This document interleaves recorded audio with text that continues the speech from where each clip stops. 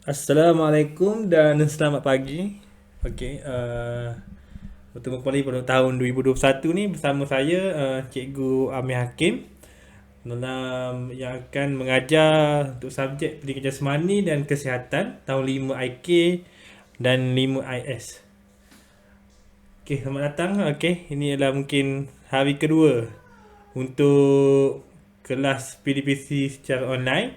So pada setiap hari Rabu cikgu akan bagi link melalui YouTube ataupun melalui Google Form. Okey. Um, untuk tajuk untuk kelas pendidikan jasmani dan pendidikan kesihatan, kita tengok dulu dalam buku teks kita. Kalau yang cikgu tahu ada ramai yang masih tak dapat lagi buku teks. Okey, untuk pendidikan jasmani kita tengok dulu apa yang akan diajar untuk tahun ni. Okay, ini adalah buku teks baru untuk tahun 2020-2021. Okay, ini berdasarkan KSSR saya makan. Tengok sini. Beza dengan buku teks yang tahun lepas. So, kita tengok apa yang kita akan belajar. Okay. Ini dia isi kandungan kita. Unit 1, jadi yang terbaik. Yang kedua, yang ria di pasar lautan. Serang menang, handal jaring. Rondas kampung, olahraga asas. Pelajari asal akuatik kita tak akan belajar sebab kita akan pilih salah satu itu permainan warisan. Okey, untuk subjek pendidikan kesihatan kita akan bermula pada unit 9 iaitu cegah selalu, cegah dan sihat, penjagaan dan keselamatan diri, nutrien kesihatan dan tajuk terakhir elakkan kemalangan. Okey, untuk buku teks boleh download atau boleh ambil dekat link delima yang di-sharekan oleh cikgu-cikgu kelas dalam grup WhatsApp. Okey. Sekarang untuk hari ni kita akan pergi ke tajuk pertama untuk pendidikan kesihatan.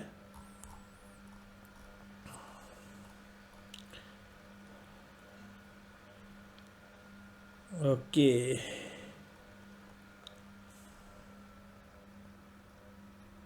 Right. Okey, ini unit pendidikan kesihatan itu mula dengan unit 11 iaitu penjagaan dan keselamatan diri. Anda boleh tengok, boleh baca dulu. Sali, Zeti dan Raju dan Arif tidak sabar untuk mengikuti kelas pendidikan kesihatan. Cikgu Diana akan menerangkan kandungan tajuk pendidikan kesihatan reproduktif dan sosial ataupun ia dipanggil PEERS yang akan mereka pelajari pada tahun ini. Okey, dalam soalan periksa akan keluar apa itu PEERS. PEERS ni adalah pendidikan kesihatan reproduktif dan sosial. Benda ni dah diajar daripada tahun 3, tahun 4 dan sekarang tahun 5. Okey, kita tengok apa yang tajuk yang kita akan pelajari untuk tahun ini. Iaitu pertama, konflik dan stres dalam keluarga. Yang kedua, persahabatan. Yang ketiga, penderaan dalam keluarga. Yang keempat, penyalahgunaan bahan inhalan. Yang kelima, sistem reproduktif manusia. Yang keenam, pengaruh rakan sebaya. Dan yang ketujuh, penyakit dalam kehidupan harian. Okey, kita tengok ini yang kita akan pelajari untuk tahun ini. Okey, untuk muka surat kedua, kita tengok. Okey, kesihatan diri dan reproduktif. Okey, ini kita dah belajar pada tahun 4. Dah belajar dah. Sistem reproduktif manusia. Okey, tengok apa itu sistem reproduktif. Sistem reproduktif manusia sangat istimewa kerana membolehkan manusia meneruskan zuriat mereka. Sistem reproduktif lelaki berbeza daripada sistem reproduktif perempuan. Kedua-dua sistem reproduktif ini akan matang apabila kanak-kanak lelaki dan perempuan mencapai akhir balik. Okey, kita dapat tengok ini adalah gambar sistem reproduktif bagi lelaki.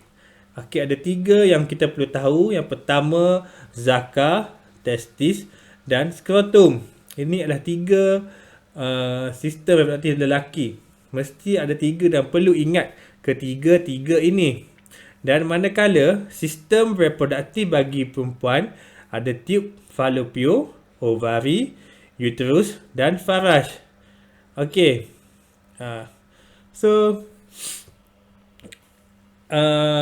untuk tajuk ni, okey, kamu kena ingat apa yang ada di sistem reproduksi lelaki dan apa yang ada pada sistem reproduksi perempuan. Untuk penilaian akhir nanti akan keluar dalam bentuk lukisan ataupun dalam bentuk label. Awak kena label untuk dapatkan markah. Sebab cikgu percaya tahun lepas masih ada lagi yang tidak dapat menjawab dengan betul. Walaupun ada yang dah tahu mana itu zakar, mana itu skrotum, tapi dia silap labelkan dia. Okey. Untuk kita tengok soalan seterusnya. Okey, kita tengok. Okey, ini adalah mari kita fahami proses kejadian manusia. Pertama sekali ialah proses persenyawaan. Persenyawaan berlaku apabila sperma disalurkan ke dalam faraj dan bersatu di dalam ovum. Okey, ini adalah bentuk sperma dan ini adalah bentuk ovum. Okey, yang kedua, selepas proses persenyawaan berlakulah proses pembesaran janin. Okey, pencantuman sperma dan ovum akan menghasilkan satu sel. Sel ini akan berganda menjadi 2, 4, 8 dan seterusnya membentuk zigot. Zigot akan melekat di dinding uterus. Okey, lepas persenyawaan, dia akan menjadi zigot. Okey, dan zigot membesar dan menjadi embrio. Okey, embrio. Ni bentuk embrio. Fetus akan membesar di dalam uterus ibu selama lebih kurang 9 bulan sebelum dilahirkan. Okey, embrio menjadi fetus. Zigot zigot menjadi embrio, lepas tu embrio membesar menjadi fetus dan berlakulah kelahiran. Okey. Ini adalah proses-proses kejadian manusia. So, ini pun awak kena tahu yang mana satu sperma dan yang mana satu bentuk ovum. Okey. Okey, lepas persenyawaan apa yang jadi? Berlaku pencantuman sperma dan ovum dan menjadi apa? Zigot. Yang kedua menjadi, lepas tu zigot membesar menjadi embrio dan embrio membesar menjadi fetus. Dan seterusnya berlakulah proses kelahiran. Okey. Ini saja untuk pembelajaran hari ini. Okey. Sebagai latihan, cikgu nak awak lukis sistem reproduksi lelaki ni di dalam buku latihan pendidikan kesihatan dan sistem reproduksi perempuan. Lukis satu sistem reproduksi lelaki dan satu lagi sistem reproduksi perempuan. Dan cikgu akan semaknya ketika sekolah buka nanti. Okey, untuk minggu ni ini tugasan anda, sistem reproduktif lelaki dan sistem reproduktif perempuan. Okey, untuk buku latihan dan buku tulis, kita boleh bahagikan dua. Maksudnya mula-mula tu adalah buku untuk di hadapan iaitu bahagian pendidikan jasmani dan di tengah-tengah adalah untuk buku pendidikan kesihatan.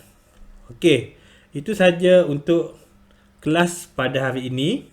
Okey, cikgu harap semua dapat siapkan ni dalam buku tulis bahagian pendidikan kesihatan. Okey, tugasan anda yang pertama lukis sistem reproduktif lelaki dan sistem reproduktif perempuan.